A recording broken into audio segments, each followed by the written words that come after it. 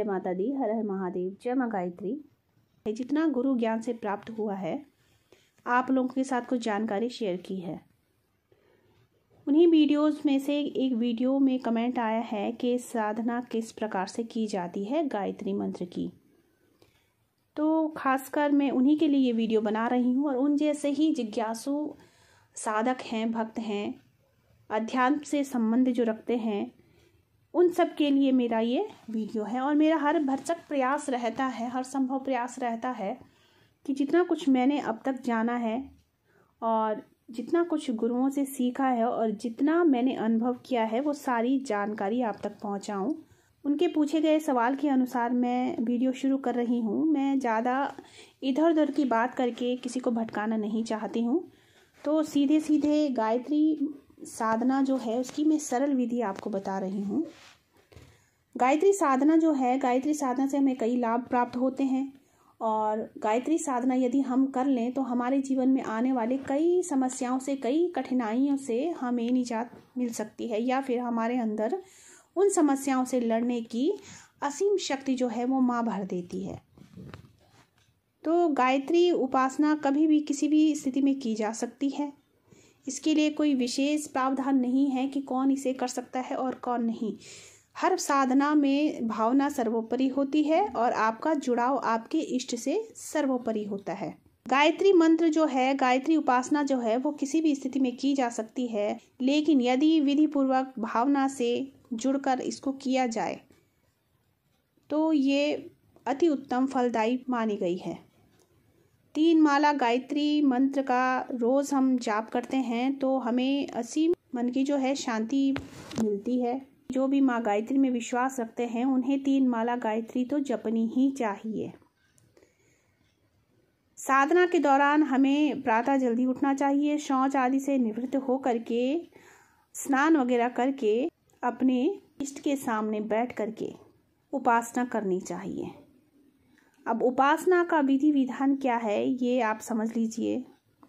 सबसे पहले तो शरीर और मन से पवित्र होना बहुत ही आवश्यक है और शरीर और मन को पवित्र करने के लिए कुछ हमारे सनातन में, हमारे ग्रंथों में कुछ चीज़ें बताई गई हैं, जैसे कि पवित्रीकरण, आचमन हो गया, शिखा बंधन हो गया, प्राणायाम बताया गया है, न्यास है, फिर उसके बाद आता है देव पूजन। अब इसमें जो पवित्रीकरण बताया गया है इसमें आपने क्या करना है, बाएं हाथ में जल लेकर के उसे दाहिने हाथ से ढक लेना है और मंत्र उच्चारण के बाद जल को अपने सिर और पूरे शरीर पर छिड़क लेना है। फिर इसमें आचमनी की जाती है। इसमें वाणी, मन और आपकी जो अंतर आत्मा है उसको शुद्ध करने के लिए चम्मच से 3 बार जल का आचमन किया जाता है और हर मंत्र में एक आचमन लिया जाता है। इसमें भी मंत्र है। आपको मंत्र नहीं आता है तो आप अपने इष्ट का नाम ले सकते हैं। विष्णुवे नमः, विष्णुवे नमः, विष्णुवे नमः आप यह भी कह सकते हैं यदि आपको मंत्र नहीं आते हैं। फिर प्राणायाम जो है उसमें अपनी सांसों को धीमी गति से गहरी अंदर खींचना है, फिर रोक कर रखना है और फिर धीरे से बाहर छोड़ना है। यह क्रम आपने तब तक करते रहना है जब तक आप खुद को सहज महसूस नहीं कर लेते। इससे आपकी जो प्राण शक्ति की ऊर्जा है वो बढ़ेगी। आपने इसमें अनुभव करना है कि सांस अंदर लेते समय हमारे अंदर जो है वो सद्विचार भर रहे हैं, अच्छी भावना भर रही है और सांस छोड़ते समय आपको यह अनुभव होना चाहिए, आपने अनुभव करना है कि आपके अंदर के जितने भी दुर्गुण हैं, दुष्प्रवृत्तियां हैं, बुरे विचार हैं वो श्वास के जरिए बाहर जा रहे हैं। इस प्रकार से आपने कुछ समय तक करना है।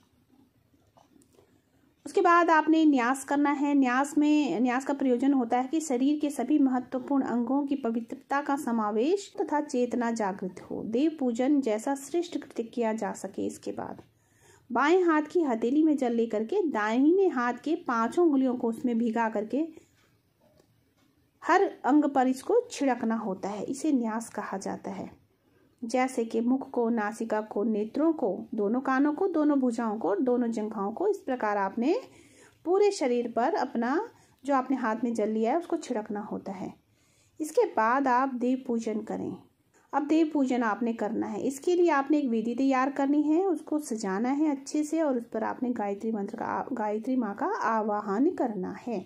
गायत्री आह्वान उसके बाद जब आप करेंगे तो भावना करें कि आपकी जो है माँ ने आपका जो आवाहन है वो स्वीकार किया है, और आपको ये अपने अंदर भावना लेकर के आनी है कि माँ आपके पुकारने पर अपने स्थान पर आकर के विराजित हो चुकी है। लेकिन मंत्र सभी के लिए पढ़ना थोड़ा संभव नहीं हो पाता है, तो आप केवल अपनी भावनाएं माँ के चरणों से जोड़ करके माँ का आह्वान कर सकते हैं।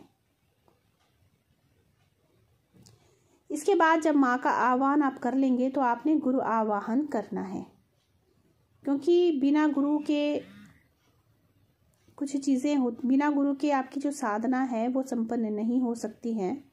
गुरु ही साधक का मार्गदर्शन करते हैं। आपने जिन्हें भी गुरु बनाया है आप उनकी छवि को अपने नेत्रों में लेकर के आइए और अपने गुरु का आवाहन कीजिए, या आप जिनके कहने पर ये साधना कर रहे हैं आप उनकी छवि को भी अपने हृदय में उतार सकते हैं और उनको ही उस समय पर गुरु मान करके आप अपनी साधना को आगे बढ़ा सकते हैं। माँ गायत्री और गुरु के आवाहन के बाद उन्हें नमन करने के पश्चात पूजन करना है, और धूप दीप अक्षत जल पुष्प नैवेद्य सारी चीज़ें उनको अर्पित करनी है। उसके बाद आप अपने जप को आरंभ करना है। आपकी जो जप संख्या जो होगी वो आपने 3 माला रोज की रखनी है। आप रख सकते हैं 3 माला नित्य कीजिए आप। और माला जो है आपको इस प्रकार से करनी है कि होंठ हिलते रहे, लेकिन आपकी आवाज़ जो है वो बिल्कुल मंद होनी चाहिए, यानी आपके मंत्रों को जो आपके पास कोई व्यक्ति अगर बैठा है तो वो अभी सुन न सके। यदि आप केवल गायत्री मंत्र का जप करना चाहते हैं, तुलसी की माला से आप जप कर सकते हैं, और रुद्राक्ष की माला एक ऐसी माला होती है जिससे आप हर प्रकार के मंत्रों का जाप कर सकते हैं। तो आप चंदन की माला से भी गायत्री मंत्र का जाप कर सकते हैं। तो इस प्रकार आप अपनी साधना को संपूर्ण कर सकते हैं। यदि आप अभी भी आपको कोई डाउट है, समझ में नहीं आया, तो मुझे कमेंट कर दीजिएगा, मैं आपको अच्छे से समझा दूंगी। वैसे मैंने सारी चीज़ें समझा दी हैं। साधनाएं जो होती हैं वो लगभग भावनाओं पर ही निर्भर होती है। अगर आपकी भावनाएं आपके इष्ट के चरणों से जुड़ी हैं तो आप कुछ भी नहीं करेंगे, सिर्फ अपने इष्ट का नाम लेंगे, तब भी आपके इष्ट जो है वो आपसे कनेक्टेड हो जाएंगे।